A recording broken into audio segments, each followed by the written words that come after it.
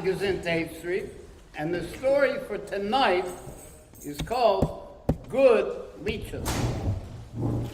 Once on Sukkot, I'm happy to hear this story because once I had bad leeches. Once on Sukkot, the previous Rebbe bad leeches really suck. Let me just say. Told the story about the Midler Rebbe as a child. At the age of 6, he started learning Gemara. The village doctor, Rebbe, lived in the teacher's house. The Malamed he was learning from had a house, and the doctor of Lubavitch lived there, Rebbe. One day, his teacher, the Midler Rebbe's teacher, Reb Abraham, and Rebbe were sitting on the porch, and Rebbe, the doctor, said, "Oi, it's already well into Elul, and I have not yet collected the leeches." Back then, leeches were used to remove bad blood and allow healthy blood to circulate freely. Elul was already towards the end of the summer, and the leeches could not be found in the colder months. When the future Midler Rebbe returned home from school, he entered the outer room of his house, and there was a group of young married students who were speaking about something and laughing. The boy said, "We're already deep into Elul. The leeches have not been harvested, and you're sitting and laughing?" The precocious 6-year-old then explained to them that the leeches eliminate bad blood and cause healthy blood to circulate with greater vitality. This, in essence, is the spiritual service of the month of Elul, the preparation for Rosh Hashanah. Taking out the bad blood, we think about what happened last year and resolve to do better. And adding the new blood, the good blood, is the enthusiasm to make things better for the new year. Now, those words made a strong impression on the Hasidim, and they thought they must have heard it from his father, the Alter Rebbe. When the Alter Rebbe heard about it, he clarified that his son had heard it from Rebbe, from the doctor. The Alter Rebbe commented that the Baal Shem Tov and the Maggid learned the way of serving Hashem through everything they heard and saw. We also serve according to their ways, and our children have acquired that service in their blood. That's you guys. He concluded, one who truly serves Hashem gains a rooted spark, which will be passed down as a natural inheritance to his children and his children's children. And as a result of that teaching, that year the floor of the shul was damp from tears on Rosh Hashanah that year. And on Simchas Torah, people danced so intensely that their shoes got torn. Our Rebbe asked a question. Why did the previous Rebbe tell this story on Sukkot? In fact, why are we telling it now on Simchas Torah? The Rebbe told the story in Simchas Torah, when apparently its connection is to Elul. Elul is a preparation for Rosh Hashanah. That's where we are now, preparing for Rosh Hashanah. The previous Rebbe teaches, as brought down in Hayom Yom, that Shmini Atzeres, which includes Simchas Torah, and Rosh Hashanah are one thing. What's that song? Rachamana? When we start singing that, it's the beginning of Simchas Torah. People think we're asking for forgiveness. It's what's called shliach. It's really the beginning of Simchas Torah. On Rosh Hashanah, the service is expressed through bitterness. That's taking out the bad blood. The leeches take out the bad blood. On Simchas Torah, we first serve Hashem through happiness and joy. The healthy blood circulates with more vitality. You guys have a niggun for us at this point? I imagine we do. Let's do another one for that.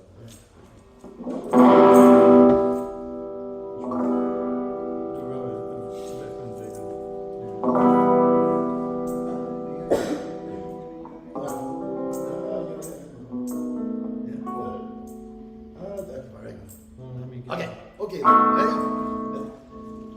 Let him get ready.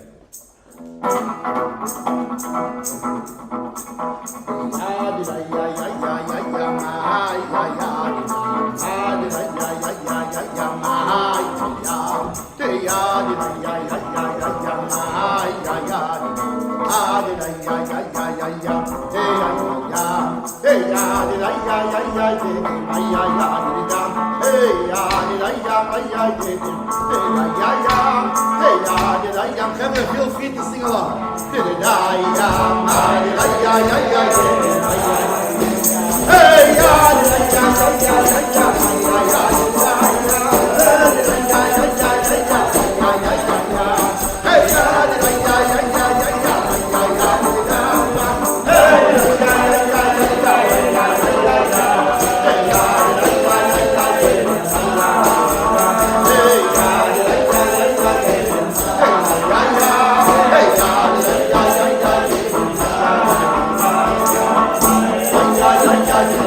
On the top.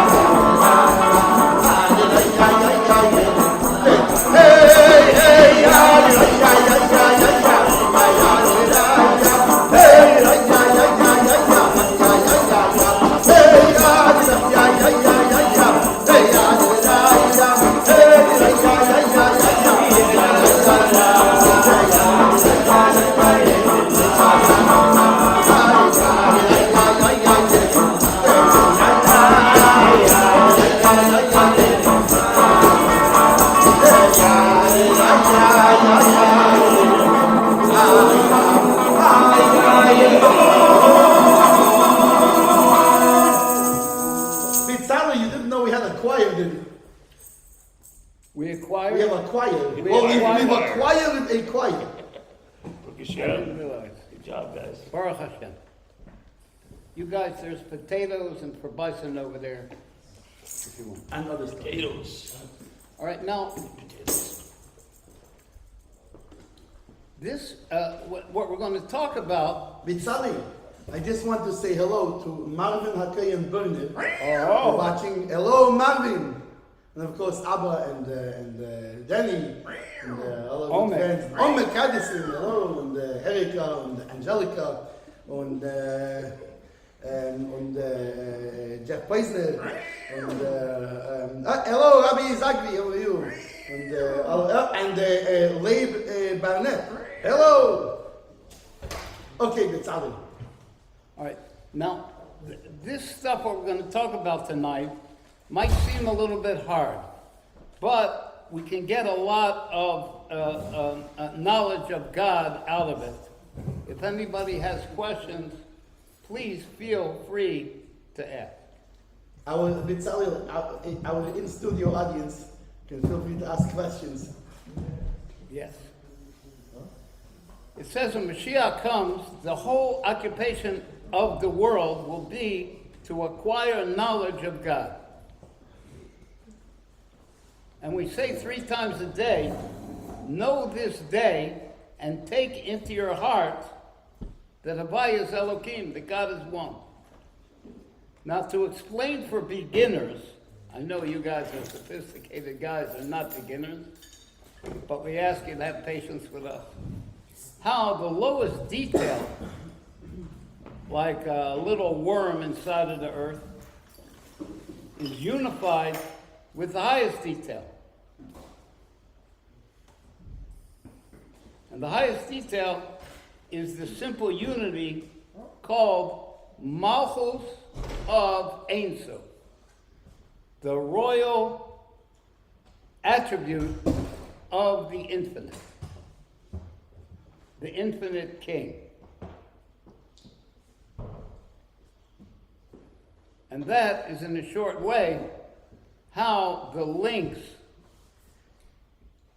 in the chain of descent of the world are all connected, from the level of the godly king all the way down to all of the details that he wants to have.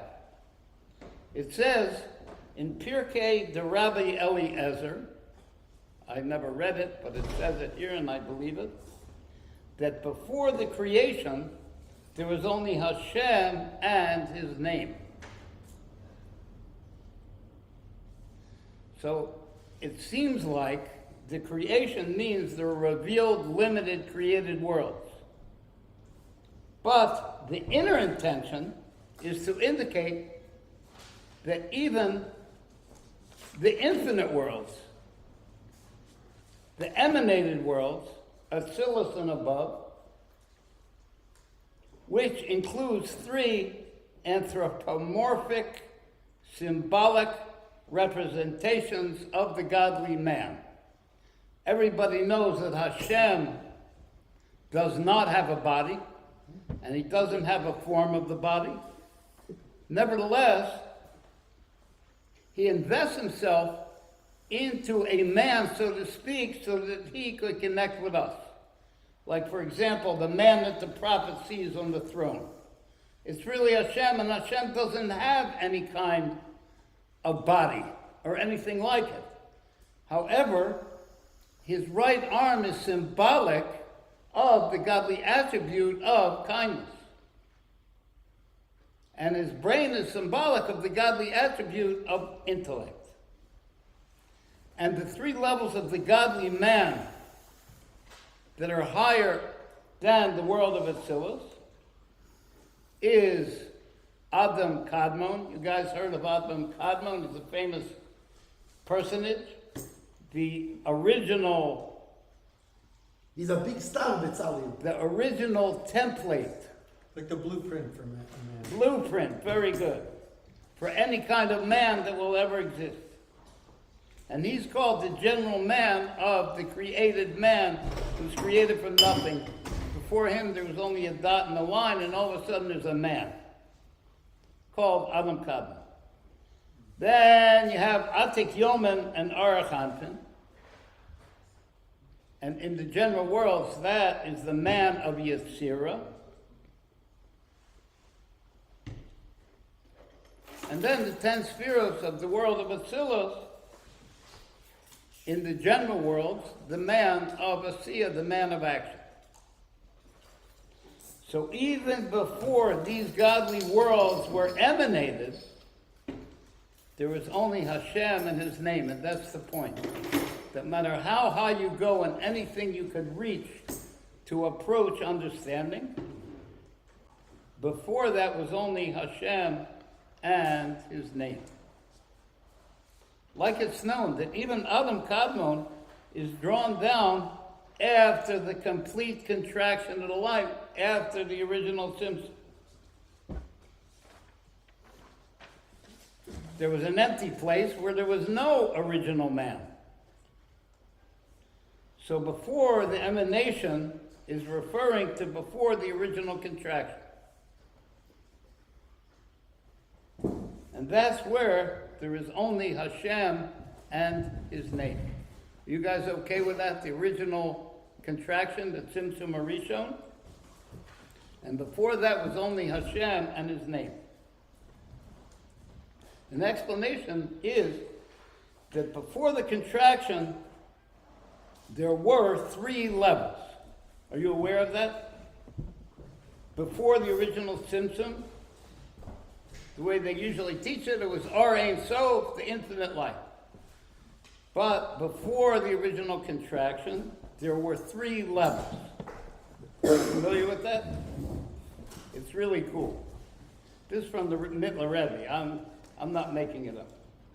The first, you couldn't make this stuff up if you wanted to. You couldn't.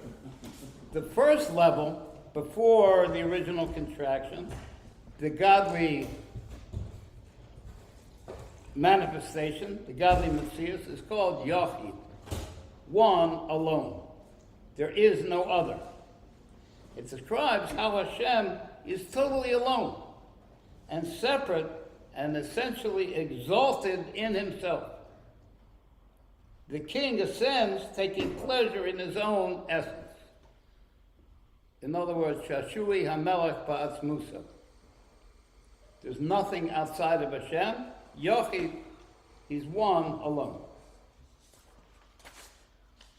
2, the second level, is a one that is a composite of parts, called Echad.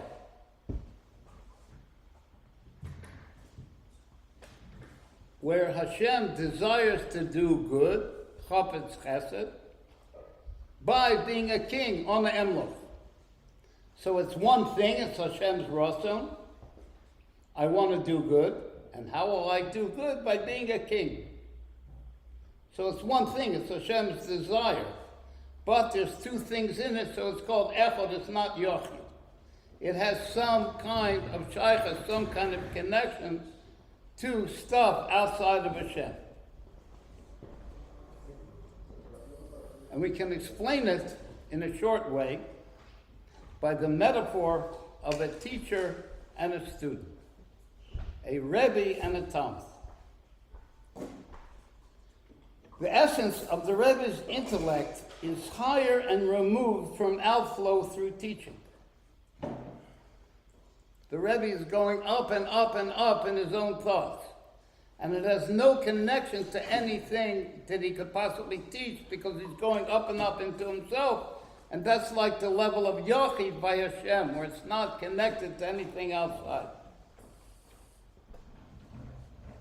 Because the nature of intellect is to think to oneself. Deeper and deeper. And that's the metaphor for the level of Yochid, one alone. Up and up and up in his own essence. Nevertheless, the teacher, the Rebbe, has the ability to teach,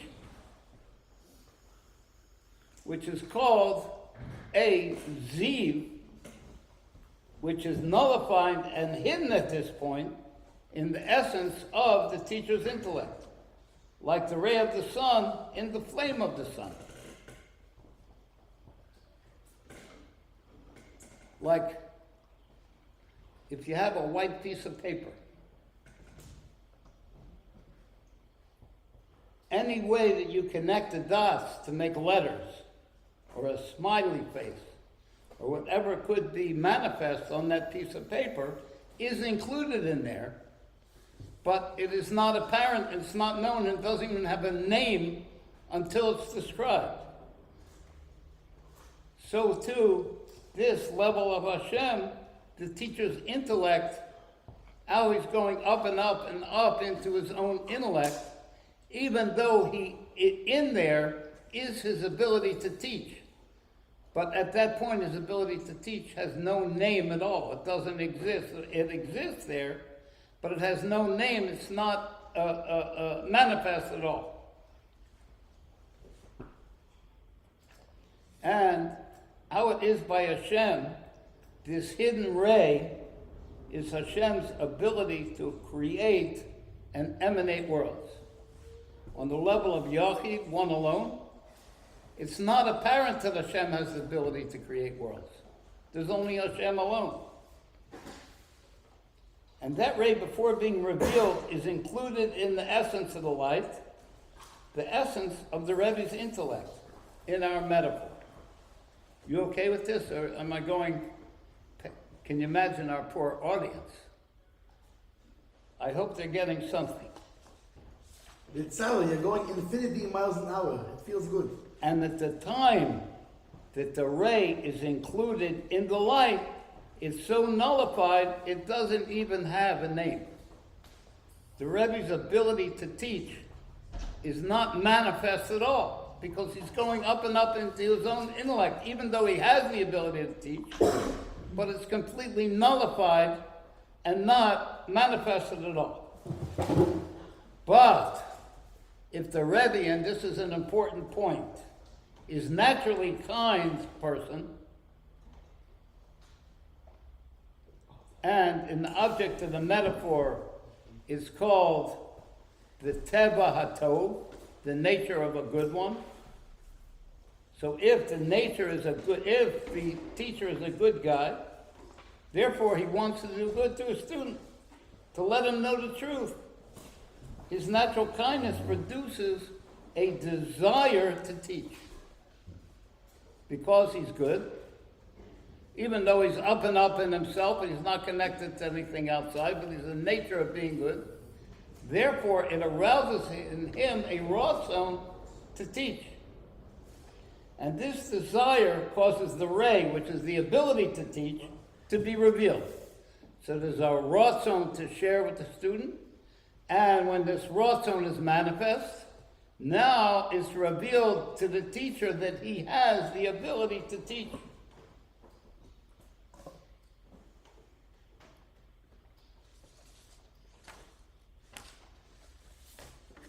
He can come outside of his own essence to connect with the student. And it causes a descent from the essence life, the level of Hashem is one alone, to dress itself in the teaching. Dressing itself in the teaching is the teacher who is the metaphor for how it is by Hashem. When he has a desire to connect with something outside, because he wants to be a king, therefore he needs a people. And the power to teach and what will be taught become a garment for the essential light of the Rebbe's intellect. But the power to teach and what will be taught are not limited at that point. It's only the teacher realizes, I have the power to teach, and I have to find a thing to teach. But they're all unlimited, meaning in Hashem and the level of Echad before the Tzimtzum, I want to do good by being a king. There's nothing to do good to and nothing to be a king over. It's completely infinite. Like the essential life of the intellect. So it needs to be contracted to draw down a mere glimmer of the intellect, like a particular defined subject. The teacher has to find a subject to teach the student. Therefore, we see the power to teach has two levels. One, that which is brought down to the student, that's the lower one.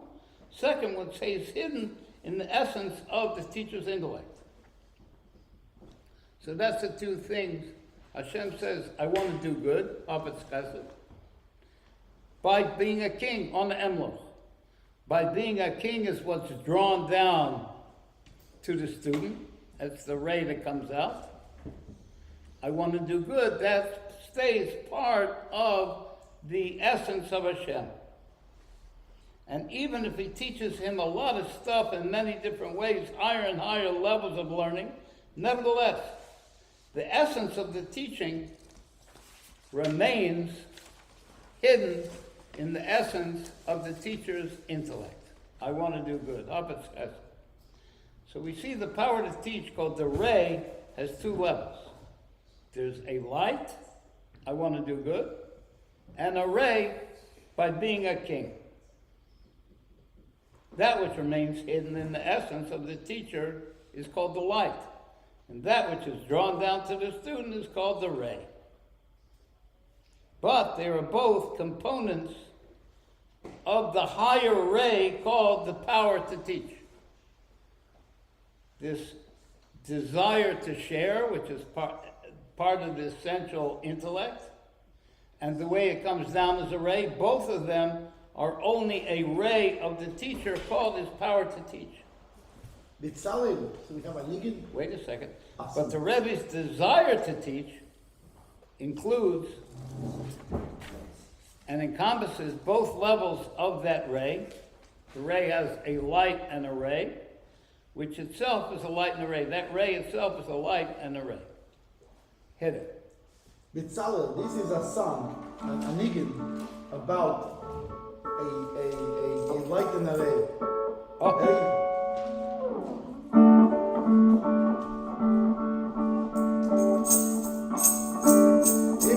Was mashke and I was a duck. I swim to the bottom and drink my way up. Tell me how long do I have to wait?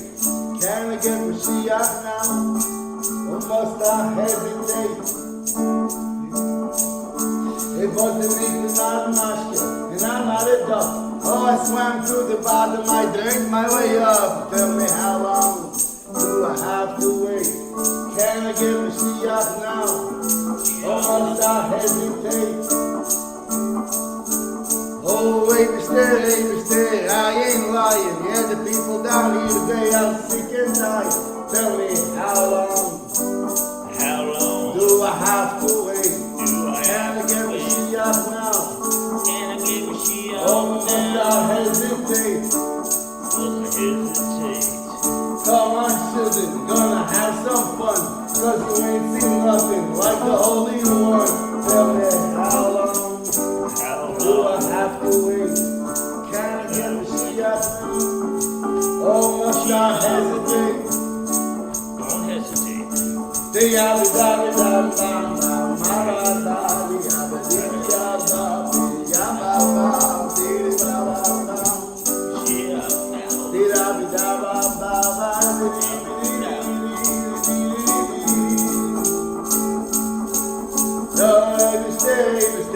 I ain't lying, yeah, the people down here, they sick and they dying.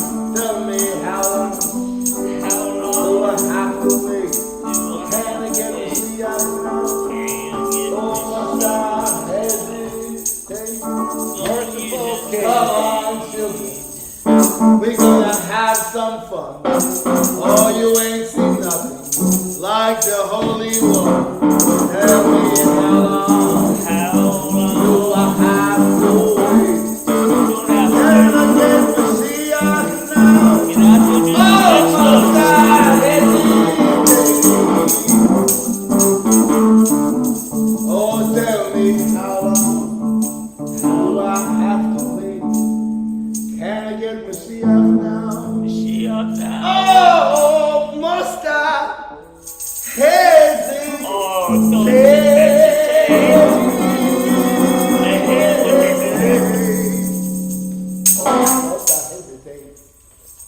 I'd like to add an addendum.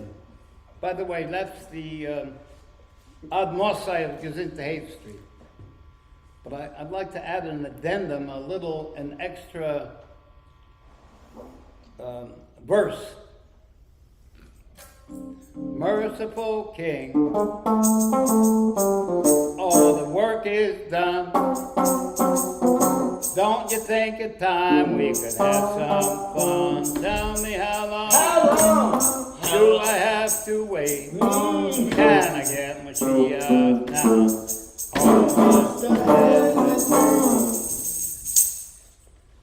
But the essential light of the Rebbe's seichel, up and up and up in his own intellect, like he experiences in himself, is not even called a luminary. It's not called a ma'or. It's higher than being anything that could spread out.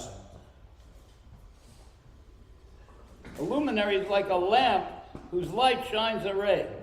And there are three levels then. There's a luminary, a lamp, and the light that comes out from the lamp. And they're both still included in the luminary. They are called a ray that goes out. So echad, I want to do good by being a king. Both of those are included in the luminary. But Hashem himself is even higher than being a luminary. He's higher than being a ma'or. Bitzalil.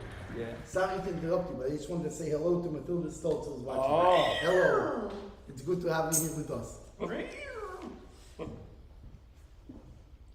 We can understand how it is on a supernal level through the metaphor of a sun, which is called in Torah a luminary. The sun is called a mar, ma'oros agadolos. Hashem made the big luminaries. But in Tillim, the sun is called a light, not a ma'or. It's called an or. He makes great lights.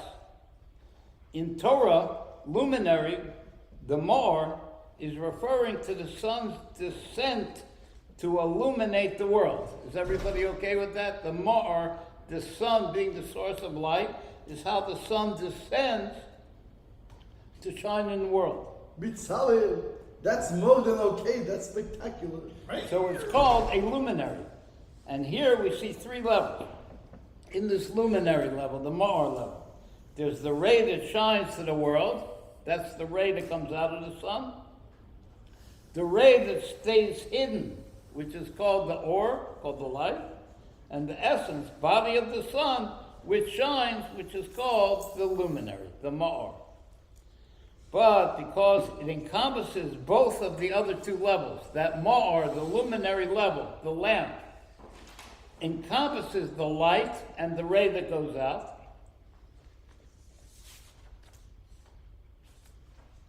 But there is still the essential spiritual body of the sun, the neshama of the sun, the soul of the sun, like it is before it contracts and descends to light the world. And that's called the higher essential light. That's when the sun is called the aura light. Like the essence of the Rebbe's intellect, which does not shine out. It's an essence light. It's the level being described in the Tillim, where the sun is called a light. It's called an or, not a luminary. So we see four levels in the light of the intellect. The essential light of the intellect, called essence light, is not a luminary of light to shine, but it does include in it the power to teach. Remember we said the teacher has the ability to teach, even though his ability to teach has no name at that point, because he's not connected to teaching at all. It's completely nullified and doesn't even have a name, the ability to teach at that point. And then two, where the ray descends from its inclusion in the essence, it now manifests three levels: luminary, ma'or, light, or, and ray, ziv. Now, we'll explain the object of this metaphor, the two metaphors of the sun and the teacher, as they are manifest in the infinite light before the original Tzimtzum. You want to do a niggin or should I keep Oh, going? you know, Negan. Kevin, I need your help here, ready? You'll know what it is, don't worry. Go.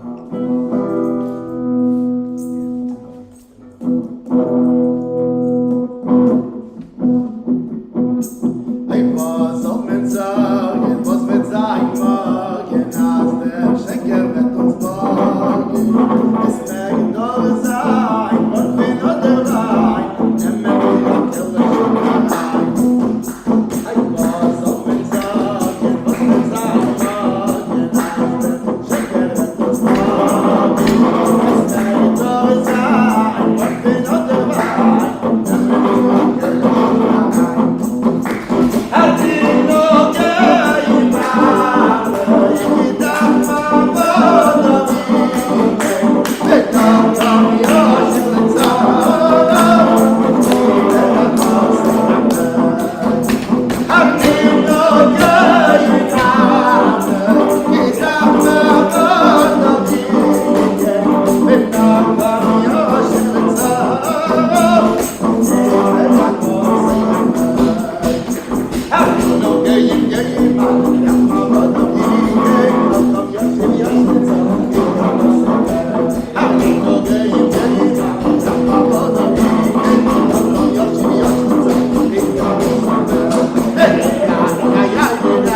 hat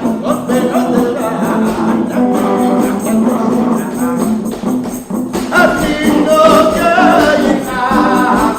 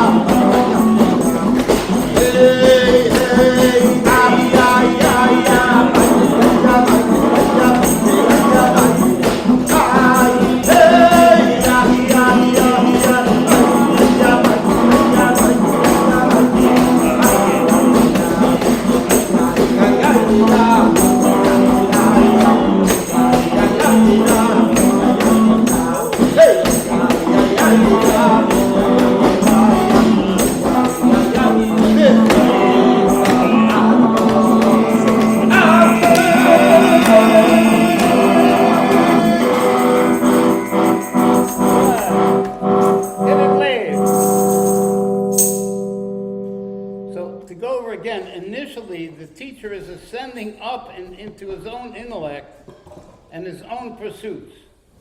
He does have the ability to teach, but at this point it's not recognized. By Hashem, it's called Kol Yochel. Hashem has the ability to do whatever he wants, but on the level of Yachid, where he's going up and up into himself, none of that is manifest yet. but he has it. He's Kol Yochel, he can do what he wants.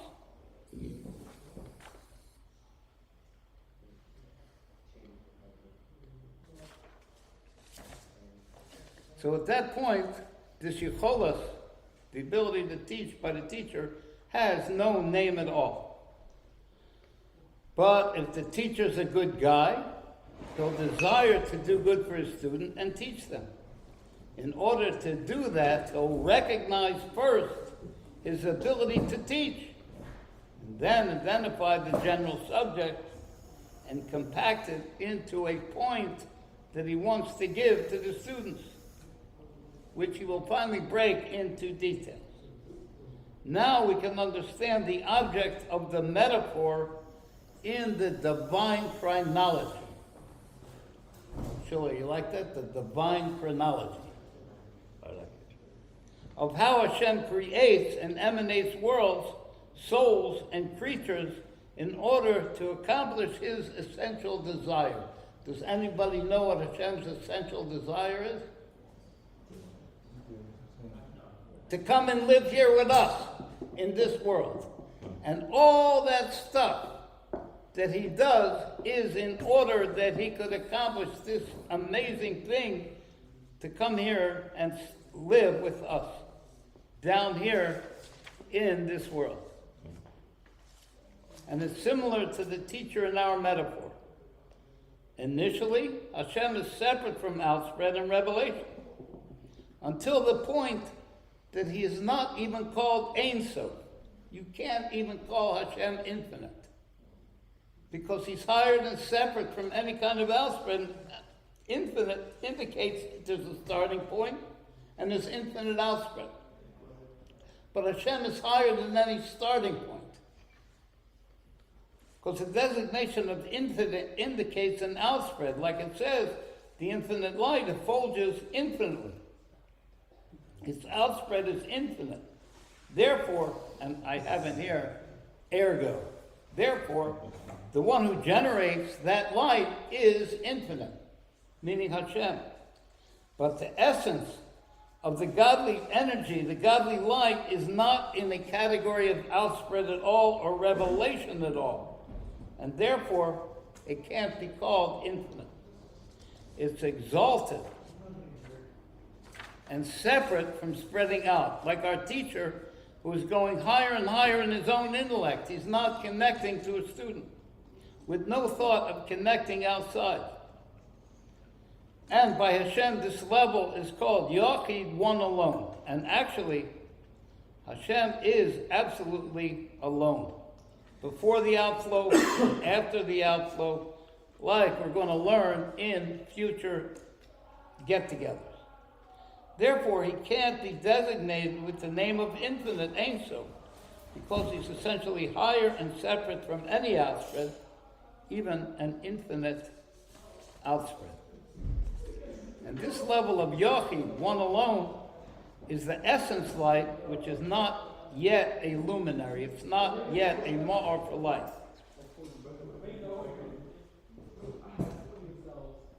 But it's known and indicated by the statement, there is none holy like Hashem. Hashem's holiness is different from other levels of holiness. Holy indicates above and separate. Even though he's separate from revelations of light, nevertheless, he has the ability, the Yecholas, to reveal all levels of light. And that ability is called the ray that's completely unified in the essence light. So therefore, it's not called unified, like by me I have me and I have my abilities. But by Hashem, he is his ability, and his ability is him. It's completely one. Because like the teacher's ability to teach before he recognizes that he wants to teach, that ability does not even have a name. So this ray, Hashem's ability to do anything, is not separate at all from the essence, light, to be not designated as a thing that's unified. You can't say his ability is unified with him, because it's all one. He's him and he is his ability.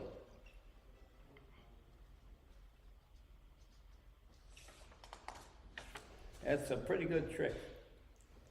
A good trick and a good trip. He is his capabilities, and therefore, just as his essence light is not in the category to be revealed, so too his abilities are not in the category to be revealed. Therefore, in order to have this ray, this ability revealed, there has to be a divine desire. Like if the teacher is a good guy, then he will want to teach the student. And that is the desire to do good, the chafetz chesed. In the level of echad, we're down from the level of yachid, now to the level of echad, because Hashem has a desire to do good. Like if the teacher's a good guy, he will want to do good to his student. And that's what we say about Hashem, that the nature of a good one to do good. Teva hatov l'heitei. The nature of good is Hashem's ability. The nature of good by Hashem is his ability, is his yicholos, as it's included and nullified in the essence light, which is not on the level of revelation, but the actual doing good, which is revealed from the one whose nature is good, is revealed through the godly desire, chafetz chesed, the will to do good. But that will to do good becomes invested in a sub-ratzon, in another ratzon, which is Hashem's desire to be a king. I want to do good, and how will I do good? I'll do good by being a king. The dynamic of good is called kindness, chafetz chesed, and through it is the source of outward revelation of light. Nevertheless, it could stay hidden only as a potential. Like Avraham Avinu wanted to do good even when there's nobody to do good to. So that desire of Hashem... He was waiting in his tent, but he was saying, so what am I going to do? But when the aspect of rulership, of kingship, the godly desire to rule, then there's the power of revelation, because you can't be a king without a people. There has to be a revelation of God for him to be the king. To actually reveal godliness, to spread outside of the essence. There's no king without a people. Not just like kindness, which could stay in the heart. You can't share kindness without somebody else to share with. And these two divine desires to do good by being a king are the light and the ray. Desire to do good is the light, and the ray is the desire to be the king, which shine godliness outside of Hashem's essence, the second lower level after Yochid, called echad, a combination of parts. I want to do good by being a king. And through the desire for good, the existence of light is revealed, and it's actually drawing down through the ray. I want to be a king will be the ray. But the ratzon, the will desire, is the drawing down of Hashem's essence to reveal these two levels of light and ray. Chesed and malchus. I want to do good by being a king. So if you have a chesed and a malchus, then there has to be 10 spheres. And they're called the Esser spheres, the Genuzos, in the Esem before the Tzimtzum. What means Esser spheres, Genuzis, Mitzalel? The 10 hidden attributes, which are hidden by Hashem.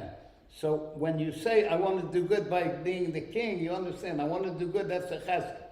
By being the king, that's a malchus. And if you have a chesed and a malchus, there really has to be 10 spirits. It must be there. You can't It must be the same by a person. It is. Like by the teacher. And these two together are called echad, a unity of parts, kindness and rulership, chesed and malchus. As opposed to the first level called yochid, which is one alone, where there are no components to that unity. It's just a pure Hashem is alone, like the teacher going up and up in his own intellect. And what draws these two out, this chesed and malchus, from their essential hiddenness, is the godly desire that encompasses both. In other words, it has to be Hashem who has this desire to do good and be a king. So that godly desire to go outside of himself encompasses both of these desires. And that is called the luminary. That's called the ma'or, which encompasses both the light and the ray. And since there will be an outspread through this lamp, it can be said that there is no limit to its outspread, the level of Ein Sof. You want to sing a nigga, you boys? I'm changing it. Oh, don't change it. No, leave it. Such a good one. We'll No, do that one after. no. I want to just stop you up to this one is for the shliach. That's all you good people. Time out. Give me a second here. Oh? Kim was having a senior moment. Yeah, senior moment. What's it called? By the way, I just want to talk about something interesting. I want to tell you something interesting. You know, the Rebbe told, I think it was Ben Shiratzky. It was Ben Shiratzky, it's not asking. He asked him to sing Stav Yapitu, but he told him, you know, everybody calls it Stav Yapitu.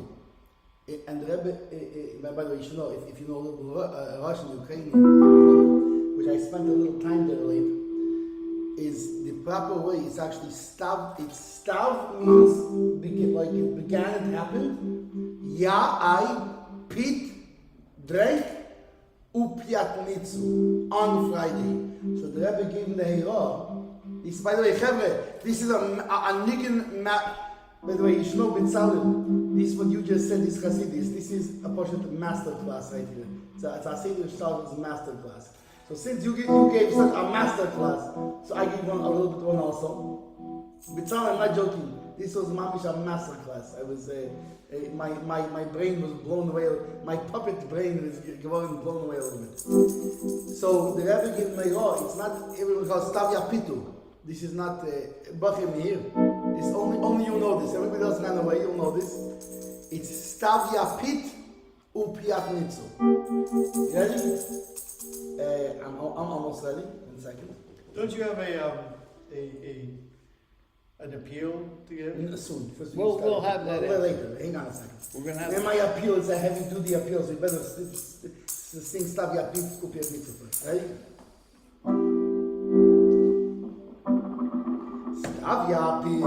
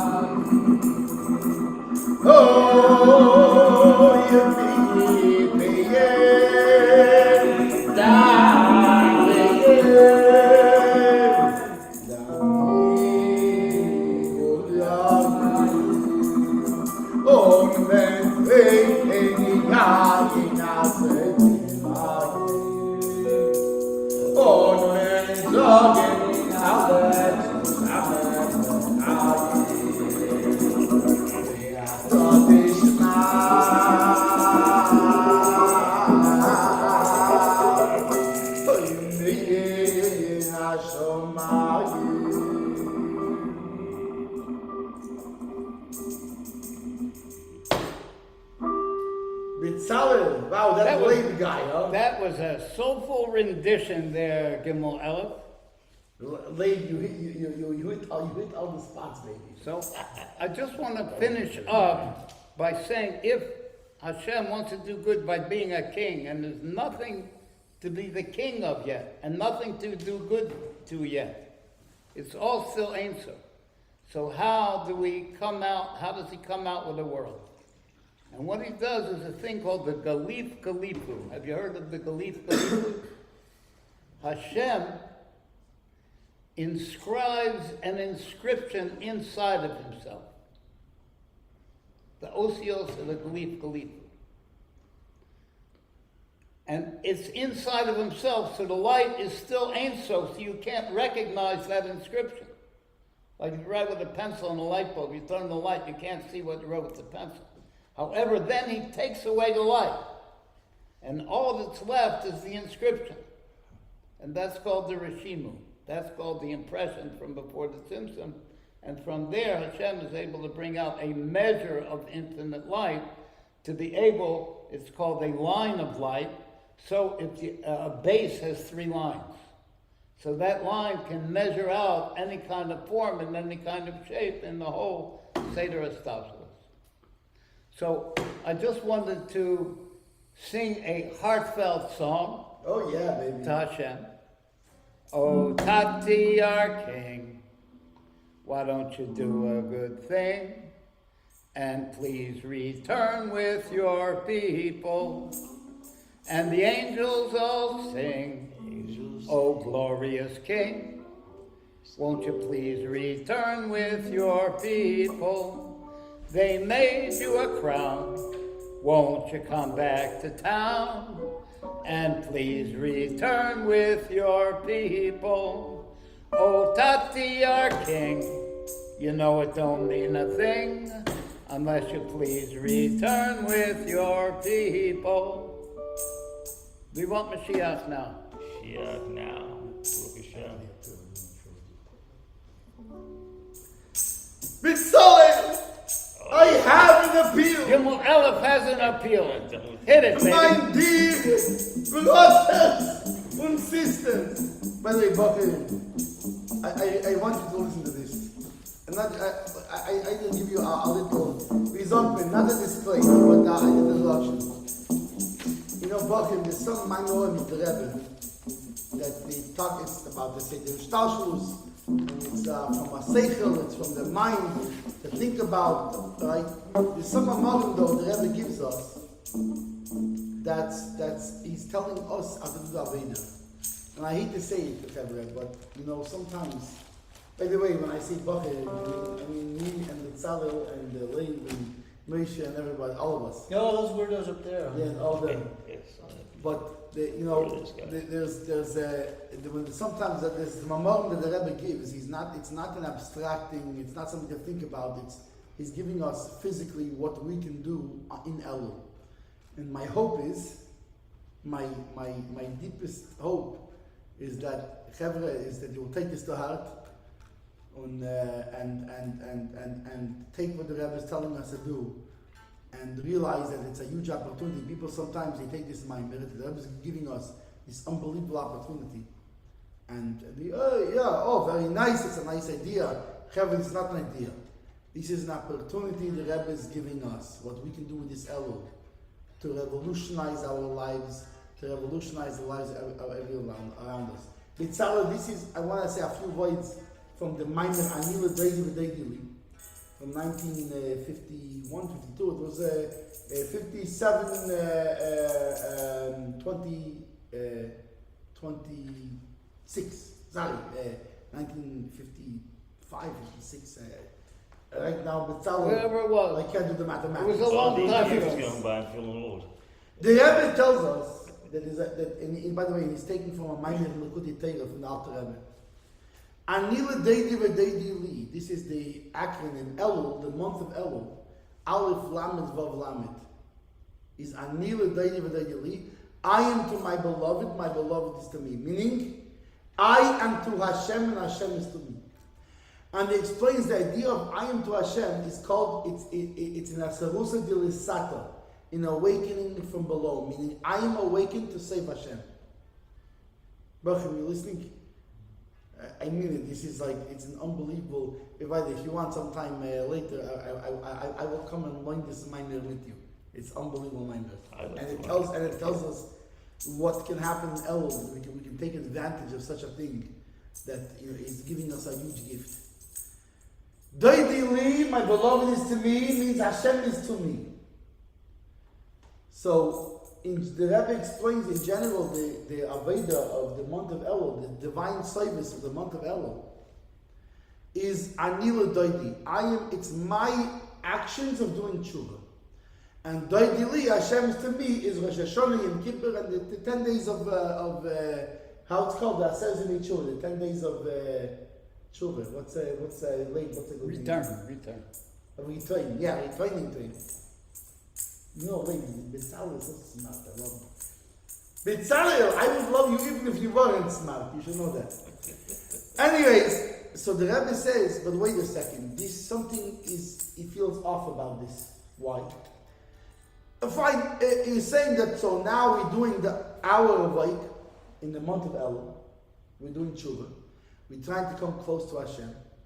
And then, Rosh Hashanah Yom Kippur is going to be Doidili, Hashem is to me, like we know, anybody whoever was in 770 on Rosh Hashanah Yom Kippur, Betzalel, especially in our days, in Leib's days, that Rosh Hashanah Yom Kippur by the Rebbe was something.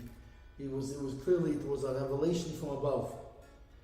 So fine, but because the degree to which the tshuva we do in Elul is the degree to which we're going to get the revelation. And therefore, it's Anil Leid Vedeli. The Rebbe says, no, this is not good enough. You know why, Betzalel? Because it's included in the acronym for the month. Meaning, the month Elul says, Anil Leid Vedeli. I am to my beloved, I am returning to Hashem. V'doidili, and Hashem is giving me revelation. It can't be that just talking about the revelation that's going to be in Tishrei, because then why is that mamish included in the acronym for Elul? So it must be something, a bigger connection. Hershel, this is a mind-blowing thing the Rebbe says. The Rebbe says there's two awakenings from above. There's the awakening from above that happens Rosh Hashanah Yom Kippur in Tishrei on the high holidays. But there has to be another awakening that happens in Elul, because otherwise it wouldn't be included in the acronym for Elul. And the Rebbe explains that there's two kinds of awakenings from above. One is, it's an awakening, meaning Hashem does a miracle, a big thing for you, something, right? And then, from this, you are awakened. He awakens you. But Elul, what happens is, I have to do the tshuva, right? So the Rebbe explains it as another kind of tshuva. Another kind of awakening. That's not the same. It's not the same awakening that happens by the high holidays. Rather, it's an awakening that happens that it gives you strength to do what you need to do in Elul. Now, my dear brothers and sisters, we have to understand this thing. And the Alter Rebbe in this Maimer Lekutei Torah gives us a mashal, which of course by us a famous mashal. Melech Basada, the king is in the field. By the way, Betzalel, I had a bringing with my dear friend Bunim this week. And we'll think about, what's this field? The king is in the field. When we think about a field, we think about the field of, Bunim asked me a great question.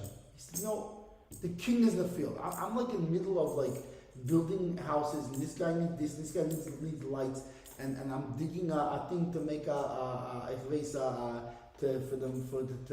get The plumbing. The water and this. And he says, how's Melech Basodeh?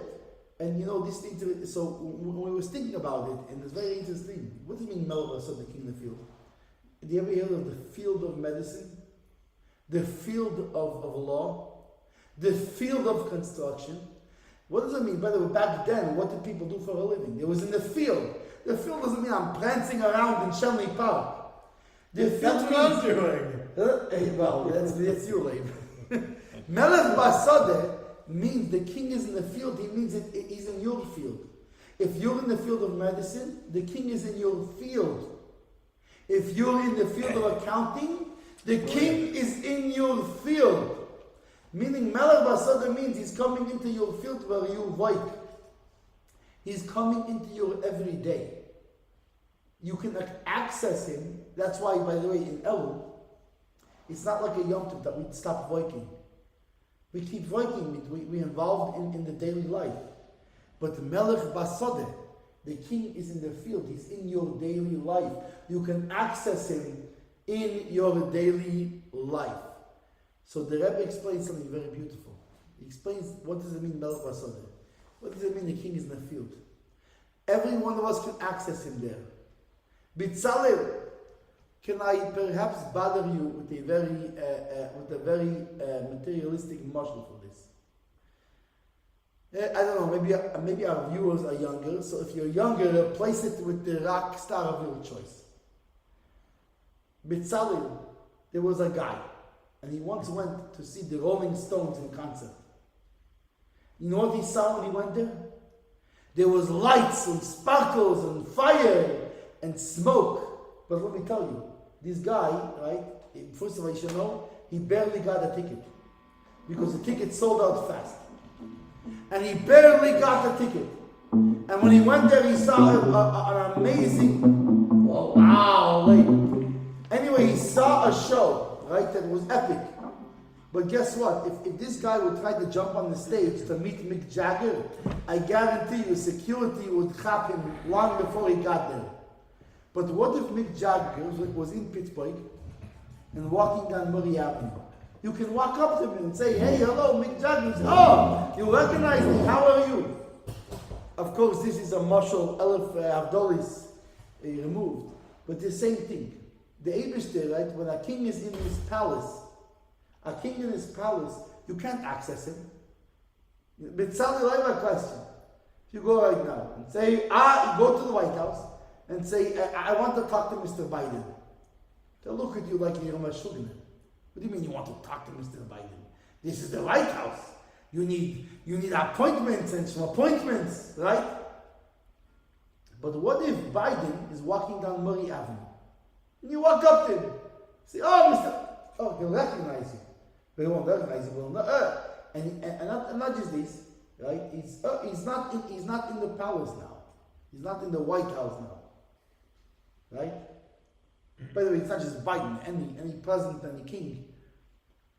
So this is the king in the field. The king is usually in the palace. And by the way, in the palace is the greatest revelation of his kingship. I have a question for you. When a king is in the palace, what happens? He's wearing his crown, he has his robes, and there's a whole entourage. That's the way. I don't know how you signed to my puppet brain. That's the way that we're looking for and couldn't find. There's a whole entourage with trumpets, right? Say, Sheyarim Rasheichem, right? Mize Melech HaKoved. It's a whole big thing. When the king in the field is wearing his race, his hunting clothes, and the guy who wants to come see him is just because he's the king, and he knows who's the king, he knows this is the king who wants to come see him. And you know what happens then? The king says, "Wow, you came to see me here, huh?" And he becomes a friend with him, and he wants to see him. So the king gives him a VIP pass. Says, "Listen, by the way, my coronation for the upcoming year is coming up. I want you to be there because you're my friend." This is the same thing with the Eibishter. He has a coronation coming up. We're going to crown him in Tishrei, Rosh Hashanah, in Kippur. In Elul, he's in the field wearing his hunting clothes. You know, you're doing your regular work. You're doing construction. You're doing accounting. You're doing, you know, but even so, in your regular day-to-day, he's in the field and you come to see him. And he says, you know what, a guy like you came to see me now. I want to give you a VIP pass. And when it will be, and it's coming up my coronation, I want you to be there. And you know, B'tzal, what happens? When it comes to coronation, the king walks out and there's a whole formality going on. And the king sees this friend that he invited is there. And he looks at him, gives him a little wink. Oh, my dear friend, you came. My dear friends, my dear brothers and sisters, this is Chodesh Elul. This is Chodesh Elul. You know what's Chodesh Elul, B'tzalel? The king is in the field and we go out to see him in our every day. You know what that means, we go to see him? Going to see him means we accept his kingship upon us now. We don't wait till Rosh Hashanah and Kippur. We accept the yoke of heaven upon us. We say, Eibishter, I'm going to do your Torah and mitzvahs. And what happens then? Yeah. And then the Eibishter says, oh, Azay, like this? So then I'm going to give you a VIP pass. Rosh Hashanah Yom Kippur, you come stand in the front row. B'tzalel, here's the appeal. My dear brothers and sisters, don't wait till Rosh Hashanah. Right now is Elul, and I know it's still a regular white day. Accept the yoke of heaven upon you. Take on yourself a hachlote. Take on yourself a, how do you say hachlote? A good resolution. Resolution. Take on yourself resolutions. How are you going to be a better Jew this year? How are you going to connect to your Judaism this year? This is the opportunity right now, and then when comes Rosh Hashanah Yom Kippur, you're going to be standing in the front row. By the way, my dear brothers and sisters, this is not a difficult thing. I know you're thinking, I don't know, accept Judaism. I'm not ready yet to keep Shabbos. My dear brothers and sisters, it doesn't make a difference. So take something else. Take on. Let's say you're not ready yet to keep Shabbos. So you know what? Take on yourself to put on film every day. It's 5 minutes. You can do this. You can connect to God. By the way, God don't care. So you can't do Shabbos yet. He knows where you're holding. He's happy anything you give to him. So take on to do film every day. 5 minutes a day, put on film. And for the beautiful Noshei Chayil, the beautiful women of valor in our nation, take on yourself. You know, Friday, you're saying, I don't know. I'm not going to, you know what, it's not about, so fine you won't keep Shabbos, but light Shabbos candles. Just start with that. Because this is what the Rebbe says, there's two kinds of awakening from above. There's one where he reveals himself to you and changes your life immediately. There's another where you're going to say, hey, Hashem, I want to do tshuva, but I'm so far, I don't know how. I don't know what to do. And he will give you the strength to do it. That's the awakening from above. By the way, this is for Bachrim too. Is there anything that you wish you could do, and it feels a little bit like, I don't know, it's all of us. Not just you, it's not just Bachrim, it's Balabatim. I'm just tapering this for you. In the month of Elul, if you take this thing upon yourself, or states, the Eibishter gives an Esinas Kriyah, then he helps us do it. So this is the time to take on that thing that's been evading us. The thing that we want to do. Whether it could be Chitas, it could be Rambam, for some people it's keeping Shabbos. Each of us is their own level. I have a question for you. Is there one thing that you have that you wanted to do, and life gets in the way, and it's very hard for you to do? So I want to give you a suggestion. Take upon this thing and talk to the Eibishter in the field and tell him, Eibishter, help me do this thing. And I don't guarantee you. The Rebbe guarantees you that all the things will fall in place. You'll be able to do this thing. Okay? So do it. I'm not just talking to you. I'm talking to you because I love you. So we talk to each other. I'm talking to me also. Because I have also things that I'm trying to do. But you have to like that. Anyways, this is the thing of Chodesh Elul. My dear brothers and sisters, take on something in Judaism. Don't worry about the fact that that other things you're not doing. It doesn't make a difference. Take on one thing take on to light Shabbos candles, to put on tefillin, to light a few minutes of Torah every day, and we are guaranteed, because the Rebbe guarantees he will help us, it's Hershel, that we can be a different Jew, we can be a next level this year. Bitzalel, Siva Teva, Lishona Teva Sukkah, a good writing and a good signing, and a good and sweet New Year. Everybody be written and inscribed for a good happy year. Rebbe has something interesting. What is it? You requested it. Didn't you request a trilogy? Ready? Here we go, Bitzalel. Bitzalel, put on your seatbelt, baby.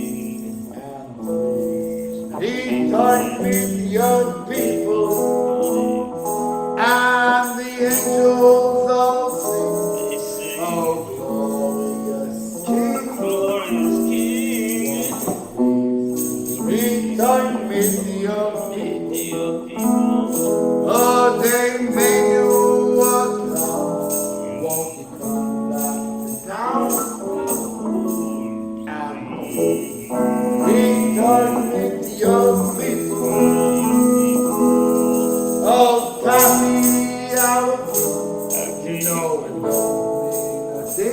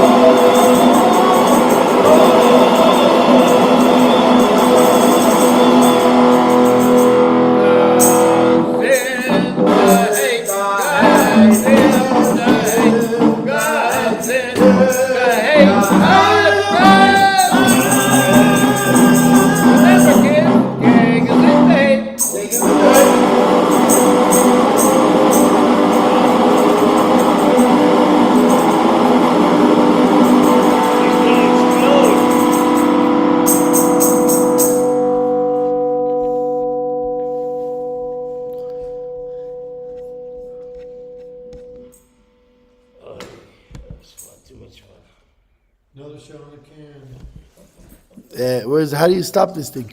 Oh, here we go. Anything heard that? We stop. Did 10,000 people hear that? Oh boy.